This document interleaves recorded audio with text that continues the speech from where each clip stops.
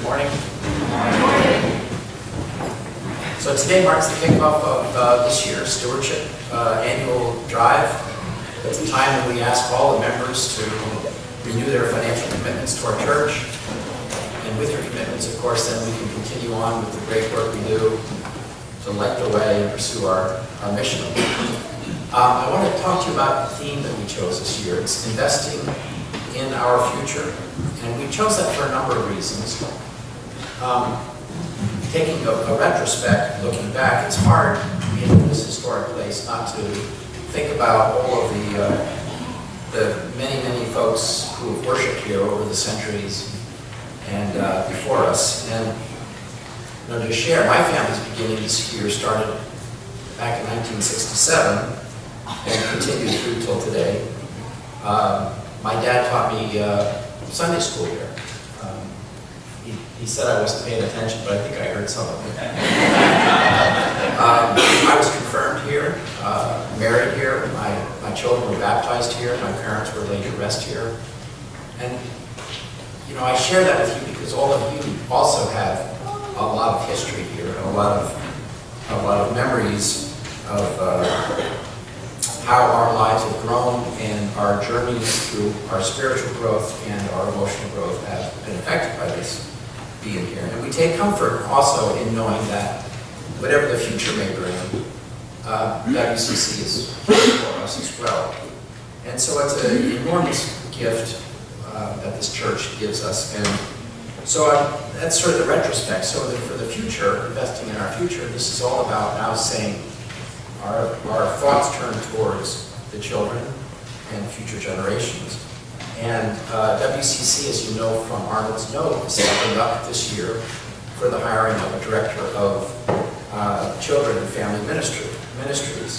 And this important position is going to add a lot of depth and capabilities to our church and our ability to serve our children and our young families. So that's why we chose the theme. I hope you like it. Do you like the theme? Yes.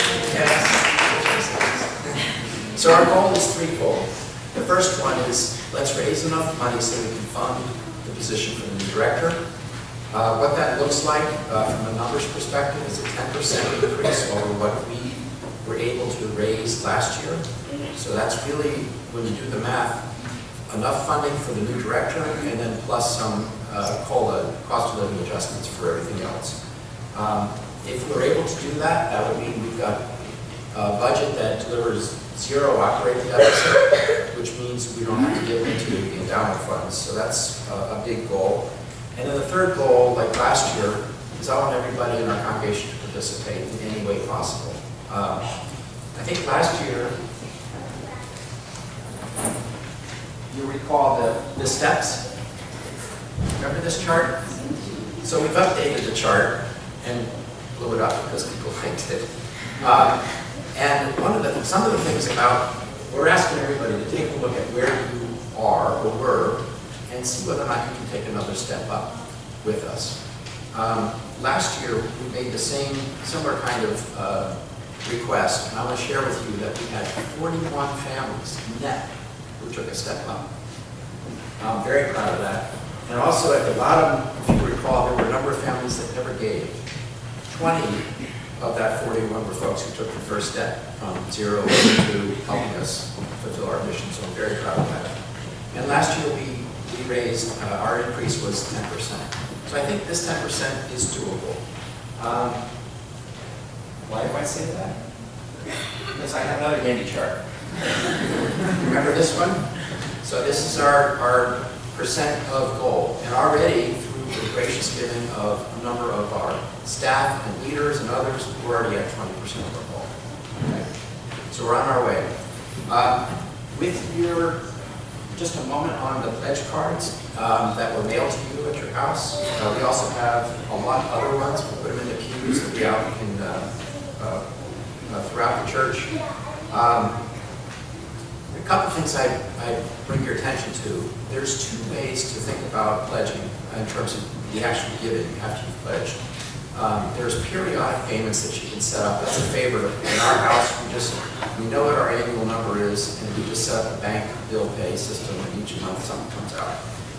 Some of you have also taken advantage of a payroll deduction from your work, and we can, if you want to do that, we can work with you to get that set up so it automatically comes out each week. You can also use credit cards. The other way is, instead of periodic payments, you can do certainly one-time payments, a check, credit card, or in the case of many of us who've seen our stock portfolio increase tremendously over these past number of years, appreciated securities. That's a great way to do this because your giving comes in at the cost that your actual cost basis, but your pledge is at the current price. I don't know if I said that quite well, but I see my nod from Lyle Heimberg on that. You didn't get that. If anyone wants to know more, ask Lyle. So thank you very much. Appreciate it. Well, each Sunday we'll give you some updates. Thank you so much.